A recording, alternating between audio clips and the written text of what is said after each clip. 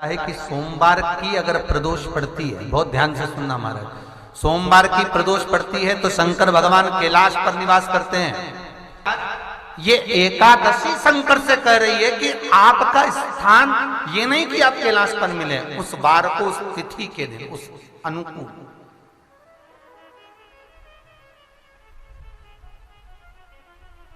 हमारे यहां कहते हैं सोमवार की जो प्रदोष पड़ती है वो इच्छा पूर्ति करती है, मंगलवार की प्रदोष रोग से मुक्ति देती है, बुधवार की प्रदोष कामना की पूर्ति करती है, गुरुवार की प्रदोष शत्रुओं का नाश करती है, शुक्रवार की प्रदोष सुख और शांति देती है, शनिवार की प्रदोष संतान का सुख देती है, और रविवार की प्रदोष जो काम दुनिया में कोई नहीं कर सकता वो अचूक फल की प्राप्ति रविवार की प्रदोष करा देती है। महाराज ऐसी प्रदोषों का नियम वर्णन किया चाहिए। भगवान कहते ठीक है तू थोड़ी देर खड़ी हो।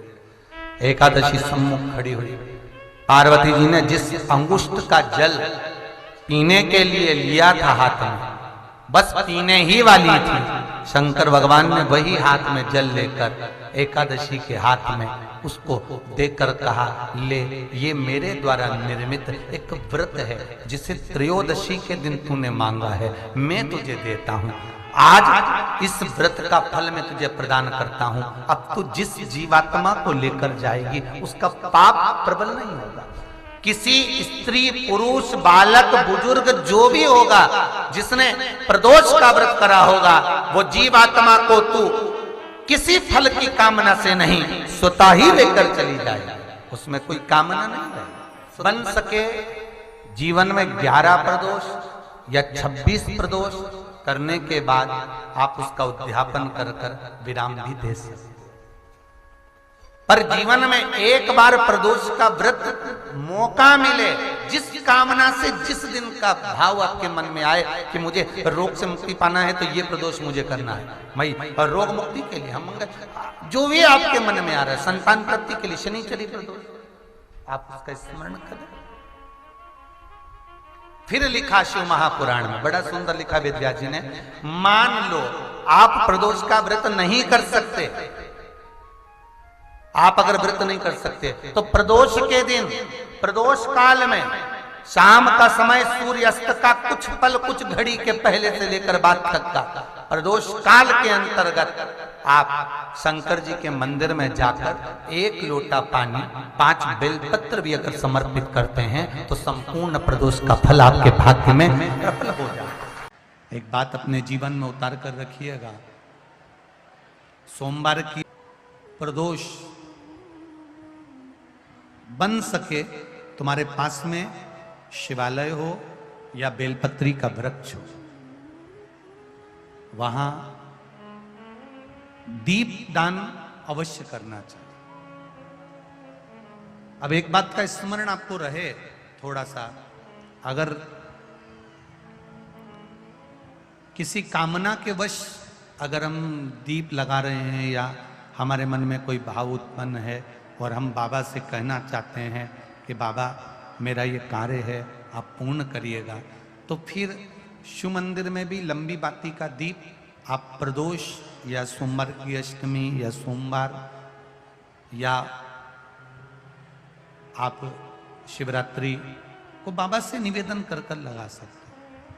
हाँ, विशेष जब कोई एक बहुत बड़ी बात हो और आपके कार्य में कहीं अटकल हो रही हो तो एक ही दीप में 2 बाती, शिव और शक्ति, लंबी बाती बनाई शिव और शक्ति के नाम से, 2 बाती एक साथ एक दीप में भी लगा सकते हैं। पर कब? जब विशेष कोई आपका कार्य हो और वो अटक रहा हो, विशेष कोई कार्य, और आप बाबा से प्रार्थना कर रहे हो तो 2 बाती का भी प्रयोग आप कर सकते हो। ऐसे शिव तत्व को जानने, दम ने, राजा दम ने 41 तरह के दियों का, दीप का वर्णन करा है। 1 बाती का, फूल बाती का, गोल बाती का, लंबी बाती का, छोटी बाती का, मौली बाती का, वस्त्र बाती का, कपास बाती का, डाली बाती का, ऐसे 41 बाती की महत्वता राजा दम ने दर्शाई है। जब कभी मौका मिलेगा, कल की कथा में हम जितना ले सकेंगे उतना लेंगे, फिर कभी योग लगेगा तो वो राजा दम के हिसाब से जो जो बाती का महत्व कहा गया उसका भी स्मरण अपन करेंगे कभी कथा में। कई लोग सर्च कर रहे हैं। प्रदोष का व्रत है, प्रदोष के व्रत में आज मान लो मंगलवार का प्रदोष है, मान लो सोमवार का प्रदोष है, मान लो गुरुवार का प्रदोष है, तो प्रदोष में मैं क्या खाऊं, आज के व्रत में क्या खाया जाए। लोग नेट पर सर्च करते हैं, लोग गूगल पर सर्च करते हैं, किताबों में ढूंढते हैं, पोथी पुराणों में ढूंढते हैं क्या खाया जाए।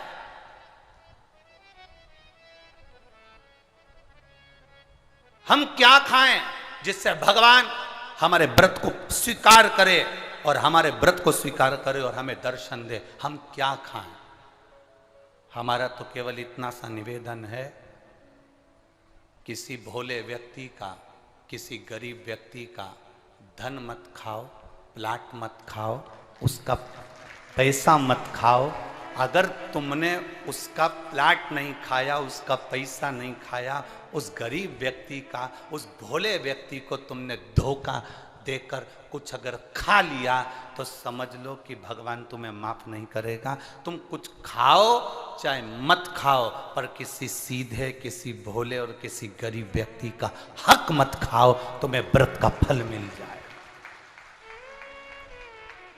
तुम्हें व्रत का फल प्राप्त हो जाएगा। हम क्या, जो ये पत्ता होता है जिसमें ब्रह्मा विष्णु महेश तीनों होते हैं, 64 योगनियां देवियां भी इसमें विराजमान हैं और 33 कोटि देवी देवता भी इसमें विराजमान हैं। एक बेलपत्र, कभी मौका लगे आपके जीवन में, अभी जब दुख तकलीफ कष्ट बहुता मात्रा में लगे, तब प्रयास करिए कि एक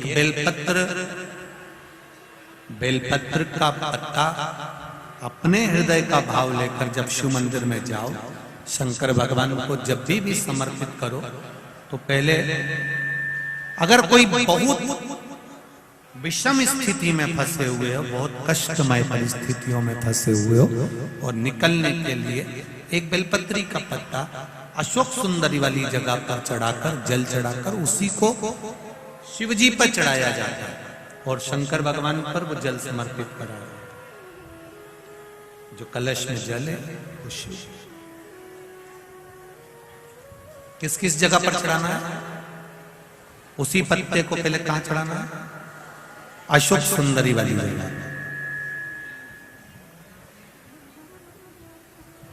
थोड़ा सा जल वहां चढ़ा दिया, पत्ते को उठाया, फिर शिवलिंग पे समर्पित कर दिया।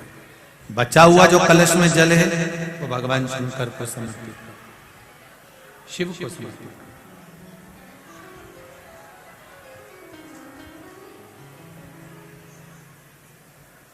अभी रखो, कथा के विराम पर ले लो। दो जगह पर जल चढ़ाना, अगर कहीं विषम परिस्थिति में लगता है, ऐसा लगता है कि ये विषम परिस्थिति है, ये उसको साधना है और इस दलदल से बाहर निकलना है, तो उसके लिए पहले अशोक सुंदरी वाली जगह जल, फिर शिवलिंग पर बेलपत्र, वही चढ़ा हुआ बेलपत्र, ज्यादा नहीं।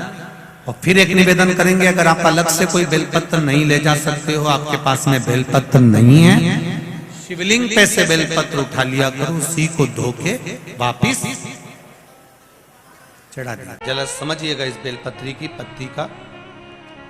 आप लोग जितने लोग भी टीवी के माध्यम से देख रहे हैं, या जितने लोग आस्था चैनल के माध्यम से, फेसबुक यूट्यूब के माध्यम से, और जितने लोगों को नजदीक से अगर ये बेलपत्री ना दिखे तो आप लोग एलईडी के माध्यम से इसका स्मरण करिएगा जरा।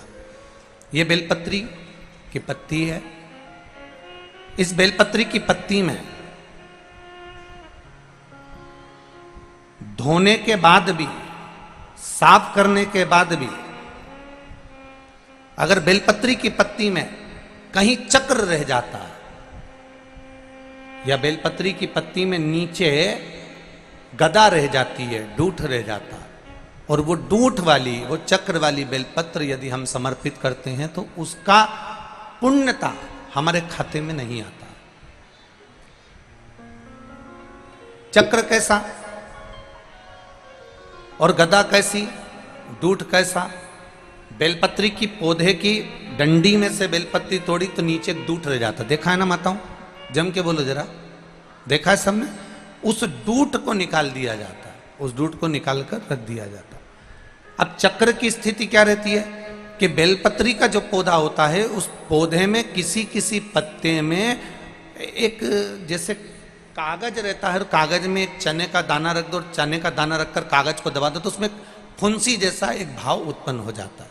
कभी कभी आप लोगों ने देखा होगा, उसमें उभरा हुआ भाग उत्पन्न हो जाता है।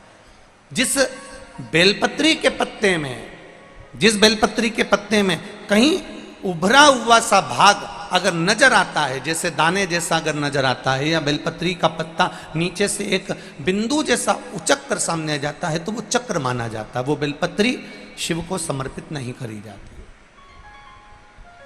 और यहां तक शिव महापुराण की कथा कर रही है, अगर आपके पास में नूतन कोई बेलपत्र नहीं है, आप किसी जगह से बेलपत्र लेकर नहीं आए हो, बेलपत्र आपकी थाली में नहीं है, पूजन की थाली में नहीं है, शिव महापुराण यहां तक कहती है कि शंकर भगवान पर चढ़ी हुई बेलपत्र उठाओ, उसको धो और वापिस उसको हाथ में लेकर देवाधिदेव महादेव से अपने हृदय की बात कहकर वो बेलपत्र वापिस शिव जी को समर्पित कर दो। शिव उसको स्वीकार कर ले, शंकर उसको स्वीकार कर ले। सोमवार का व्रत करती है। कौन कौन ने करा था सावन के सोमवार का व्रत? हमने भी करा था, तो हम भी उठा। ठीक है, आप लोगों ने व्रत किया ना।